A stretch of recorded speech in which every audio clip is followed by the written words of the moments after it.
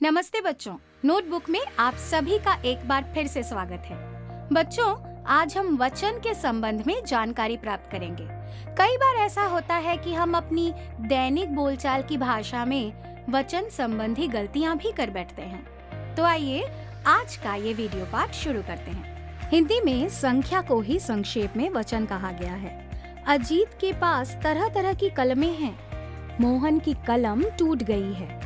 यहाँ कलमों और कलम शब्द पर ध्यान दें तो समझ आएगा कि कलमें कई हैं और कलम एक है। जिस शब्द से एक संख्या का पता चले वह एक वचन, और जिस शब्द से एक से अधिक का बोध हो उसे बहुवचन कहते हैं। इसलिए वचन की परिभाषा बनाते समय हम कह सकते हैं कि शब्द के जिस रूप से व्यक्ति या वस्तु के एक या एक से अधिक होने का पता चलता है उसे वचन कहते हैं, जैसे दोस्त, कुत्ते, गुड़िया, खिलौने आदि।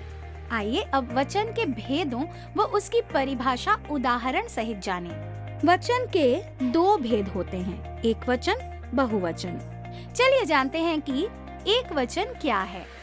शब्द के जिस रूप से किसी वस्तु, प्राणी या स्थान के एक संख्या होने का बोध हो उसे एक वचन कहते हैं, जैसे बकरा, लड़का, मेज, बोतल आदि।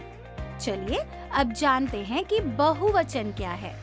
शब्द के जिस रूप से किसी वस्तु, प्राणी या स्थान के एक से अधिक होने का पता चले उसे बहुवचन कहते हैं, जैसे बकरे, लड़के, मेजें, बोतलें आदि। ये तो हुई वचन एवं उसके भेदों की परिभाषा व उदाहरण। अब हम वचन के दोनों भेदों के उदाहरण वाक्यों के रूप में देखेंगे। मेज पर कॉपियां रखी हैं। मेरे पास घड़ी है। लोग चल रहे हैं। लड़की क्रिकेट खेल रही है। कुत्ता दौड़ रहा है। चिड़ियां चहक रही हैं। लड़कियां गीत गा रही हैं। यहाँ पर घड़ी, लड़की और कुत्ता एक वचन है तथा कॉपियां, लोग, चिड़ियां और लड़कियां बहुवचन हैं। अब हम आपके सामने एक वचन एवं बहुवचन के कुछ उदाहरण प्रस्तुत करेंगे। एक वचन, बहुवचन।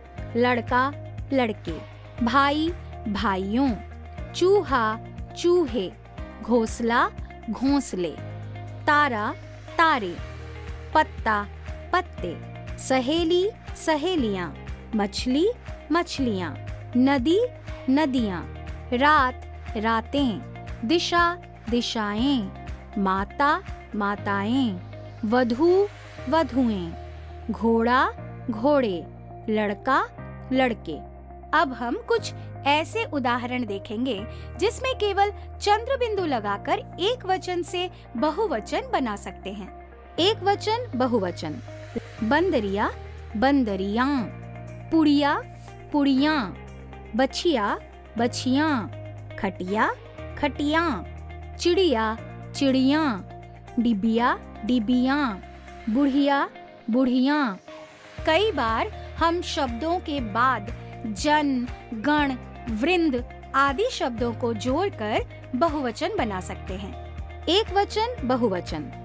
मुनि, मुनिगण, साधु, साधुजन, प्रजा, प्रजाजन, गुरु, गुरुजन, शिक्षक, शिक्षकगण, कवि, कविगण, शिशु, शिशुवृंद। हम आशा करते हैं कि वचन संबंधी पाठ को आपने अच्छी तरह से समझ लिया होगा। इस पाठ को ठीक से समझने के लिए इस पाठ को बार बार देखिए। हम आपसे जल्द ही मिलेंगे एक नए पाठ के वीडियो के साथ।